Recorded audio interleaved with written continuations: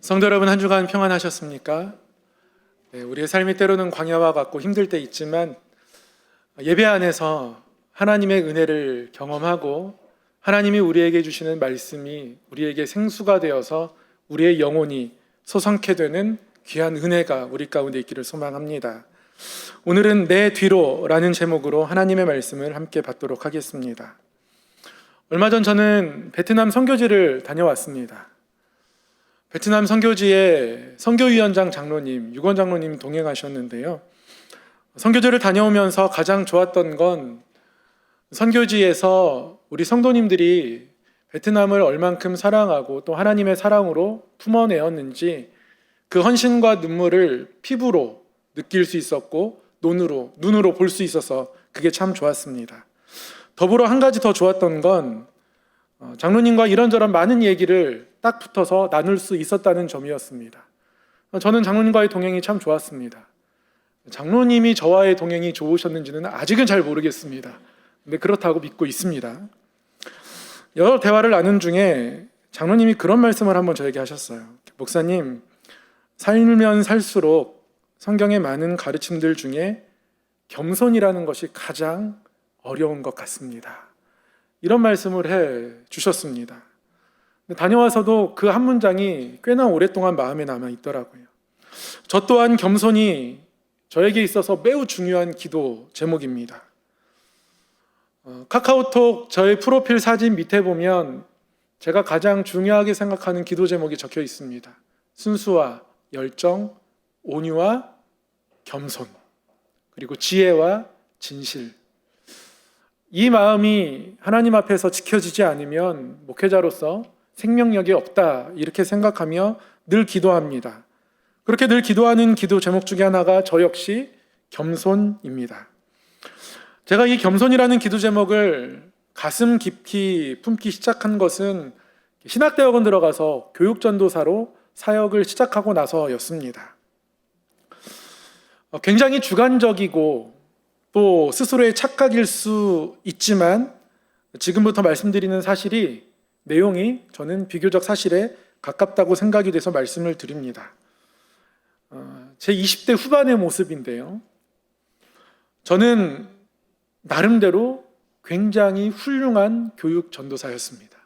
저는 저를 그렇게 기억합니다.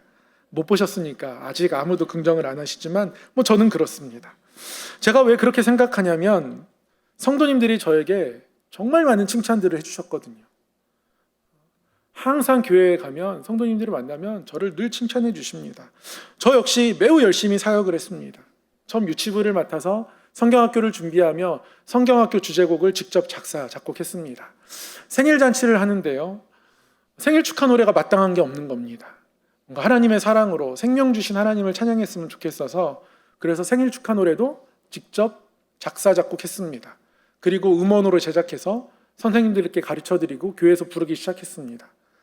제가 사역했던 그 교회에서는 지금도 제가 작사 작곡한 노래를 생일 축하 노래로 사용하고 있더라고요. 여름 성경학교 때 유치부 애들 데리고 애들에게 어떻게 좀 성경을 잘 알려줄 수 있을까 고민하다가 창작 뮤지컬을 하자 했습니다.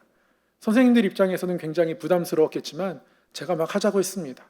그래서 캠프 파이어와 같이 기획해가지고 사도 바울이 다메섹 도상에서 예수님 만나는 그 장면에 불이 확 점화되는 그런 기획을 짜고 해서 창작 뮤지컬을 만들어서 성경학교 때 같이 나누고요. 중등부를 섬길 때는 직접 건반을 치면서 찬양 인도했습니다. 사실 건반 반주자가 있었음에도 불구하고 당시에 마이클 런스트락이라는 팝 가수가 내 안에서 공연을 하는데 건반을 치면서 막 노래를 하는 거예요. 그 콘서트 장면이 저에게 인상적으로 다가왔습니다. 나도 저렇게 한번 해봐야겠다. 멋있다. 그래서 그 겉멋에 휘둘려서 그렇게 하기 시작했습니다. 그러다가 아이들과 함께 그런 것들을 준비하는 게 재밌어져서 아이들에게 제가 손 닿는 데까지 악기를 가르쳐주기 시작했습니다. 토요일마다 모여서 아이들에게 기타도, 베이스 기타도, 드럼도 조금씩 가르쳐주기 시작했습니다. 그렇게 아이들과 함께 지내다가 좀 더 재밌게 지내기 위해서 때로는 어묵탕을 끓여가지고 집에서 버너 들고 들통 들고 와서 악기 연습 시작하기 전에 물 부어놓고 국간장 넣고 마늘 다진 거 넣고 참치 넣고 무 대충 썰어서 넣어놓고 그 다음에 어묵 넣어놓고 한 30분, 1시간 끓이면 정말 맛있는 어묵탕이 탄생을 합니다.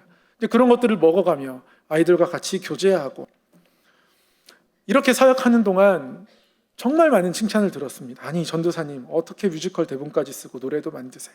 아니 드럼은 언제 배우신 거예요? 아니 전도사님 축구는 왜 이렇게 잘하세요? 또 집사님들과 함께 CBS 축구대회에 같이 나갔다는 거 아닙니까? 무엇보다 저의 귀를 달콤하게 했던 말은 저의 설교에 관한 칭찬이었습니다. 전도사님의 설교가 너무 좋아요. 귀에 쏙쏙 들어옵니다. 전도사님 설교 때문에 예배가 너무 기대가 됩니다. 이런 말씀들을 해주셨습니다. 이 수많은 칭찬들 저에게 굉장히 큰 격려가 되었어요. 처음에는 큰 힘이 되더라고요. 칭찬은 고래도 춤추게 한다 하지 않습니까? 그래서 더 열심히 사역을 감당하는데 큰 힘이 되었던 것 같습니다. 그런데 이게 어느 순간부터 독이 되어 가더라고요. 힘이 되던 그 칭찬과 격려가 어느 순간부터인지는 잘 모르겠지만 독이 되기 시작했습니다. 거울에 비친 저를 보면서 제가 세상에서 가장 사역을 열심히 하는 사람이라고 스스로 저도 모르는 사이에 느끼고 있었습니다. 학교에 가서 수업을 들으면 다들 주일에 어떤 일이 있었는지 서로 커피 마시면서 얘기하고 하는데요. 어떤 얘기를 들어도 내가 더 낫다. 늘 결론은 내가 더 낫네. 내가 더 낫다. 늘 이렇게 결론을 맺고 있는 거예요. 여기서 더 나아가서 교회에서 부목사님들의 설교 말씀을 들으면서 그 설교를 판단하기 시작했습니다. 내가 저기에 서면 더 잘할 텐데 저렇게밖에 말씀을 못 전하나? 왜 말을 저렇게 하지? 등등의 판단의 모습을 갖기 시작했습니다. 그런데 이렇게 하면 할수록 뭔가 힘이 빠져가는 것을 느끼게 되더라고요. 어느 순간 돌아보니까 저에게 사람의 평가와 말이 너무 중요했습니다. 사람을 만나면 제가 성도님들의 아니면 교사분들의 안부나 이런 것이 궁금하기보다 그분들이 저를 향해서 어떤 칭찬을 해줄까? 제가 듣고 싶은 말들을 바라보거나 기다리는 마음들이 늘 생겨나기 시작했습니다. 그렇게 사람의 말들을 의식하다 보니 하나님이 저의 모습을 어떻게 바라보실지 점점 무감각해져 가기 시작했습니다. 힘이 되었던 그 칭찬과 격려가 저에게 독이 되어 가기 시작한 것이죠. 그때부터 겸손을 위해 기도하기 시작했습니다. 분명한 것 한 가지는 그분들의 칭찬과 격려가 잘못된 것이 아닙니다. 그것을 듣는 제 마음이 잘못되어 있는 것이죠. 우리는 서로가 서로를 칭찬하고 격려해야 합니다. 모이기를 패하는 자들의 어떤 습관과 같이 하지 말고 서로 사랑과 선행을 격려하라고 하나님 그렇게 말씀하기도 하셨습니다. 서로가 서로를 사랑하고 격려하는 것이 공동체를 향한 하나님의 뜻이기도 합니다. 그런데 그 칭찬과 격려를 받는 마음이 중요합니다.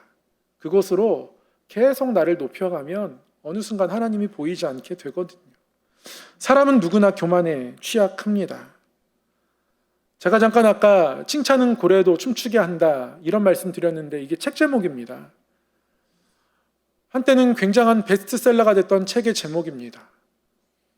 베스트셀러가 되었다는 건 많은 사람들이 공감했다는 것이고요. 많은 사람들이 칭찬의 힘을 인정했다는 얘기입니다. 많은 사람들이 칭찬을 듣는 게 유익하다, 좋다라고 여긴다는 말이기도 하죠. 그만큼이나 사람은 칭찬에 취약하다라고도 할 수 있겠습니다.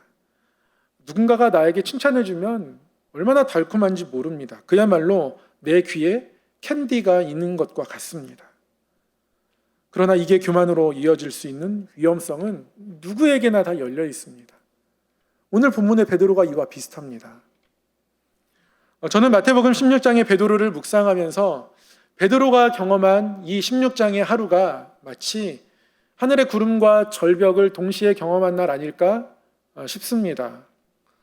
왜냐하면 베드로는 예수님께 엄청난 칭찬을 듣기도 했거든요. 예수님께 큰 칭찬을 들었으니 그야말로 구름을 타고 하늘을 나는 것 같았을 겁니다. 그런데 베드로가 어마어마한 꾸중도 듣습니다. 절벽 아래로 떨어지는 것과 같았을 겁니다. 오늘 우리가 읽은 본문 말씀 바로 직전에 베드로는 예수님으로부터 굉장히 큰 칭찬을 들었습니다. 사람들이 나를 누구라 하느냐? 예수님이 제자들에게 물으셨고, 제자들이 이렇습니다, 저렇습니다, 이런 대답들이 있습니다, 저런 대답들이 있습니다. 사람들로부터 들은 이야기로 예수님께 대답을 했습니다. 근데 예수님이 이번엔 제자들에게 물으십니다. 너희는 나를 누구라 하느냐? 이때 베드로가 베드로답게 앞서 대답합니다. 주는 그리스도시요 살아계신 하나님의 아들이시니이다. 주님은 그리스도이십니다. 그리고 살아계신 하나님의 아들이십니다. 이 베드로의 대답, 예수님은 이 대답을 듣고 베드로를 굉장히 크게 칭찬해 주셨어요. 예수님이 베드로에게 바요나 시몬아, 시몬아, 네가 복이 있도다. 네가 베드로다. 너의 이름이 페트로스다. 반석이란 뜻이거든요. 네가 페트로스고, 그리고 너 페트로스 그 위에 내가 교회를 세우겠다. 그 교회의 음부의 권세가 이기지 못할 것이다. 그리고 천국 열쇠를 너에게 주겠다. 이렇게 말씀하셨습니다. 천국 열쇠의 내용이 구체적으로 뭔지는 알지 못하겠지만 나쁘지 않은 것, 좋은 것일 것 같은 느낌은 우리 모두가 다 느낄 겁니다. 베드로가 이 칭찬을 듣고 너무너무 좋았습니다. 좋지 않을 수 없었겠죠. 그리고 이어서 오늘 본문이 이어지죠. 그런데 예수님 베드로에게 놀라운 칭찬과 축복을 하신 이때로부터 갑자기 태도를 바꾸셔서 자신이 예루살렘에 올라가면 많은 장로들과 대제사장들과 서기관들에게 많은 고난을 받고 죽임을 당하게 될 것이다 말씀합니다. 그리고 제3일에 살아날 것이라 말씀하십니다. 너희는 나를 누구라 하느냐라는 물음에 가장 앞서 대답했던 베드로, 그래서 칭찬받았던 베드로, 그 베드로가 이 예수님의 이야기를 듣는 순간 갑자기 충격이 밀려왔습니다. 천국 열쇠를 주신다는 분이 예루살렘에 가셔서 고난당하고 죽임당하는 거, 이건 뭔가 논리적으로 설명이 안 되는데 싶은 거죠. 예수님이 저에게 빈말로 칭찬하신 것인가? 예수님의 약속이 이게 그냥 기분 좋으라고 주신 약속인가? 어떻게 천국 열쇠를 약속하신 분이 예루살렘에 가면 죽으실 것을 말씀하시나? 베드로가 혼란스러웠습니다. 아니, 화가 나기까지 했습니다.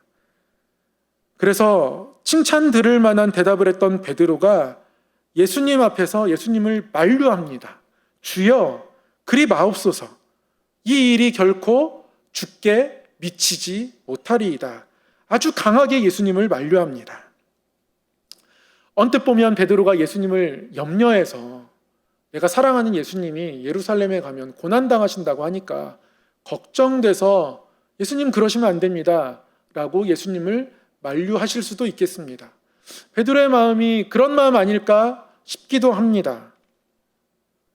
그런데 베드로의 마음 그 마음 아닙니다. 제가 베드로를 너무 나쁜 방향으로 몰아가는 걸까요? 아니요, 그렇지 않습니다. 베드로가 예수님 사랑하고 예수님 아끼는 마음 아니에요. 제가 이렇게 확신하는 이유는 베드로의 마음을 아시는 예수님께서 베드로를 꾸중하시거든요. 베드로의 마음이 꾸중 들을 만한 마음이었다라는 겁니다. 예수님을 생각하고 사랑하는 그런 순수한 마음 아니었다라는 거예요. 베드로 예수님에게 실로 엄청난 꾸중을 듣습니다. 예수님의 꾸중이 23절에 나오죠. 예수님 이렇게 꾸중하십니다. 사탄아, 내 뒤로 물러가라. 너는 나를 넘어지게 하는 자로다. 내가 하나님의 일을 생각하지 아니하고 도리어 사람의 일을 생각하는도다. 언뜻 생각하면 예수님의 꾸중이 지나치다 싶기도 합니다. 어떻게 베드로에게, 방금 전까지 칭찬했던 베드로에게, 내가 너의 신앙 고백 위에 교회를 세우겠다 말씀하셨던 베드로, 천국 열쇠를 내가 너에게 주겠다. 그렇게 얘기했던 베드로에게 갑자기 사탄아라고 말씀하십니까? 베드로 입장에서 보면 너무 과한 것 아닌가 싶을 수도 있겠습니다. 베드로가 이 제자단을 떠나도, 예수님의 제자이기를 포기해도, 이 그룹을 탈퇴해도 그럴 만하다 싶은 생각이 들 만큼입니다. 정말 예수님이 베드로를 이 순간에 사탄이라고 여겼을까요? 예수님이 왜 이렇게 베드로에게 강하게 화를 내신 걸까요? 예수님의 이 의도를 우리가 깨닫기 위해서는 먼저 예수님을 강하게 만류하는 베드로의 태도를 살펴보아야 합니다. 베드로는 예수님이 예루살렘에 가서 고난받으실 것을 말씀하시자 예수님을 붙들고 항변했습니다. 22절에 베드로의 모습을 예수님을 붙들고 항변했다 기록하고 있습니다. 예수님을 붙들고 항변했다 그러면 예수님을 붙들고 좀 말리는 정도였지 않았을까? 이런 느낌으로 본문을 읽게 됩니다. 그런데요, 이 항변했다는 말이 헬라어로 에피티마오입니다. 에피티마오는 꾸짖자라는 뜻이에요. 예수님이 갈릴리 호수에서 그 배가 아주 강하게 흔들리고 제자들이 놀라서 두려워하고 떨 때 예수님이 그 바다 위로 걸어오시며 바람과 바다를 꾸짖고 잠잠케 하신 적이 있습니다. 이때 예수님이 바람과 바다를 꾸짖을 때 꾸짖다라는 말이 에피티마오입니다. 에피티마오는 그렇게 강하게 꾸짖는 것을 의미합니다. 그런데 베드로가 예수님에게 에피티마오 하고 있습니다. 베드로가 예수님을 꾸짖고 있는 거예요. 이거 예수님께 달려든 것과 마찬가지입니다. 베드로의 생각에 나를 칭찬해 주시고 나에게 큰 복을 주셨는데 그 예수님이 너무 연약한 소리를 하시니까 그 대답이 이 예수님의 길이 마음에 들지 않는 겁니다. 그래서 예수님 그게 도대체 무슨 말입니까? 라고 꾸짖는 겁니다. 예루살렘에 가셔서 왕이 되셔야죠. 왜 그런 연약한 소리를 하십니까? 왕으로서의 위엄, 로마 정부를 무찌르고자 하는 그러한 결기, 그러한 것이 있어야 되는 것 아닙니까? 아니, 가시기도 전부터 왜 가서 죽으신다 말씀합니까? 라는 그런 마음과 생각이 베드로의 중심에 있었던 겁니다. 나에게 주신 축복이 마치 무효가 되는 것 같아서 그래서 베드로는 화가 난 겁니다. 그러니 예수님이 베드로를 강하게 꾸짖지 않을 수 없습니다. 베드로가 선을 넘어온 것이거든요. 베드로가 선을 넘어서 예수님 앞을 가로막아 섰습니다. 그럼에도 불구하고 사탄아라고 한 것은 너무 심한 것 아닌가 싶습니다. 하지만 예수님은 베드로를 사탄으로 여기고 있는 것은 아닙니다. 사탄아라고 말씀하신 것은 베드로가 서 있는 자리가 악하기 때문에 그렇습니다. 사탄아 물러가라 라고 예수님 말씀하셨으니 여기서 사라져 버려라, 다시는 보기 싫다, 안 봐야겠다, 이런 느낌도 담겨 있는 듯 읽게 되지만요, 예수님의 이 말씀을 정확히 번역하면 다시 내 뒤로 가라입니다. 내 뒤로 가라. 베드로가 예수님 앞을 막아섰거든요. 거기는 악한 자리다. 내 뒤로 와라. 지금까지 내 뒤에서 나를 따라오지 않았느냐. 거기가 너의 자리인데 왜 그 자리를 잃어버리고 나의 앞을 막아서느냐. 거기 너의 자리 아니지 않느냐. 예수님 베드로에게 그렇게 말씀하신 겁니다. 나의 뒤가 바로 너의 자리다. 예수님을 따르는 그 자리, 예수님의 등을 바라보고 예수님의 뒤꿈치 바라보고 그 발자취를 바라보며 따라가는 그 길이 바로 저와 여러분이 있어야 할 자리다 라고 예수님 말씀하고 계신 겁니다. 영화 배우들은 영화가 개봉할 때 굉장히 많이 떤다고 합니다. 이 영화가 흥행해야 되는데 얼마만큼의 관객을 동원할 수 있을지 아무도 모르는 것이거든요. 예측할 수 없습니다. 일기예보는 예측이라도 되는데요, 진짜 이 영화는 어떻게 예측할 수가 없습니다. 그래서 가슴 두근두근 하며 영화를 개봉한다고 하는데요, 때로 어떤 영화는 1000만 관객을 동원하기도 합니다. 그런 영화에 등장하는 주연 배우들을 우리는 흔히 1000만 배우다 이렇게 부르기도 합니다. 1000만 관객은 기적 같은 일이죠. 1000만이 아니어도 한 500만, 600만 관객만 봐도 굉장히 흥행한 영화로 칩니다. 근데 정반대로 열심히 노력해서 찍었는데도 때로는 10만, 20만, 채 100만도 넘기지 못하는 안타까운 경우들도 있습니다. 왜 배우 이야기를 드리냐면요. 중요한 것이 배우들이 영화가 잘 돼서 흥행을 겪은 후에 슬럼프에 빠지게 되는 경우가 종종 있다고 해요. 영화가 너무 잘 됐습니다. 그리고 영화에 나타난 나의 연기의 모습을 보니 너무 대단합니다.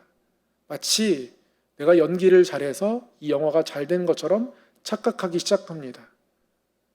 그런데 이 마음에 빠져버리면 그 전에는 좋은 작품 찾아다니고 열심히 오디션 보러 다니던 배우가 더 이상 오디션 보러 다니지 않습니다.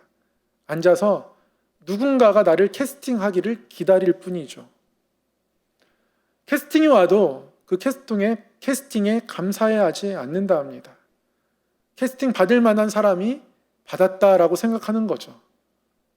그런데 이런 마음을 갖게 되는 순간 연기자가 슬럼프에 빠지게 된다고 합니다. 그래서 많은 대배우들은 후배 연기자들에게 그거 조심하라고 조언한다고 해요. 영화 잘 돼도 절대로 들뜨지 마라. 들뜨지 마라. 이 조언 많이 한다고 하고요. 그 조언을 귀 기울여 듣는 배우들은 아무리 영화가 흥행한 이후에도 들뜨지 말자, 들뜨지 말자 자신을 다독이고 여전히 첫마음을 그렇게 작품하기를 준비하고 열심히 연기 연습하고 때로는 오디션 찾아다니고 했던 그 마음을 간직하고자 애쓴다 합니다. 그리고 그 마음을 더 기억하기 위해서 전혀 흥행이 보증되지 않는 연극의 자리까지 나아가는 배우들도 종종 발견됩니다. 영화 배우들뿐 아니라 우리 모두가 경계해야 할 마음입니다. 우리는 사람들에게 칭찬 들으면 참 좋아합니다. 안 좋을 수가 없죠. 그런데 타인에 의해서든 자기 스스로에 의해서든 아니면 내가 걸어온 삶의 흔적과 여러 공로들을 바라보면서 자연스럽게 스스로를 높이게 되든 이 모든 것들은 우리 삶에 반드시 필요한 것이기도 하고 귀한 것이기도 하지만 동시에 이것이 우리에게 잘못 쌓여지면 우리 모두 교만의 자리까지 나아갈 수 있게 됩니다. 우리는 칭찬들을 매우 좋아하거든요. 그리고 들으면 들을수록 좋거든요. 아무리 들어도 지겹지 않습니다. 아무리 들어도 좋습니다. 듣다 그것을 계속 갈구하게 됩니다. 사람의 말들만 바라봅니다. 그러면 더 이상 하나님이 보이지 않습니다.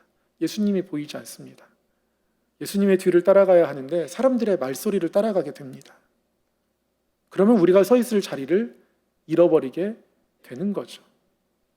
그러므로 우리는 우리 스스로를 다독여야 합니다. 우리 또한 들뜨지 말자. 들뜨지 말자. 하나님 앞에 서 있어야지. 하나님이 하신 것이지. 하나님의 은혜이지. 들뜨지 말자.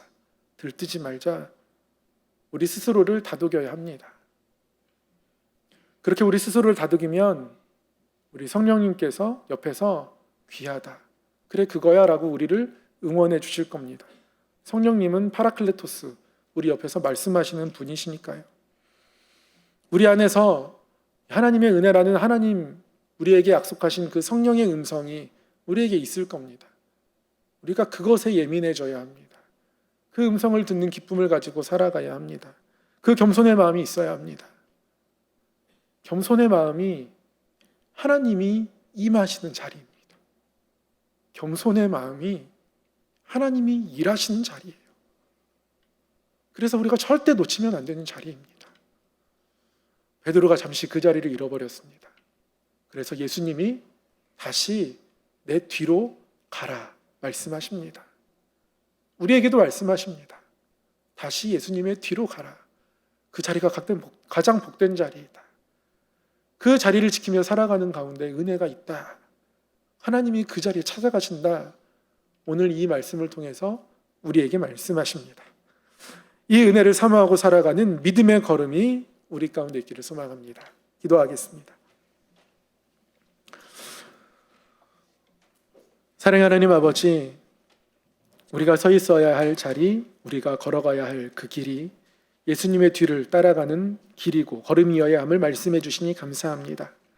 사람의 소리, 사람의 생각에 매이지 않고 늘 하나님의 뜻을 구하며 영적으로 들뜨지 않고 주의 말씀에 귀를 기울이며 마음을 기울이며 이 땅을 살아갈 수 있도록 인도하여 주옵소서. 예수님 이름으로 기도드립니다. 아멘.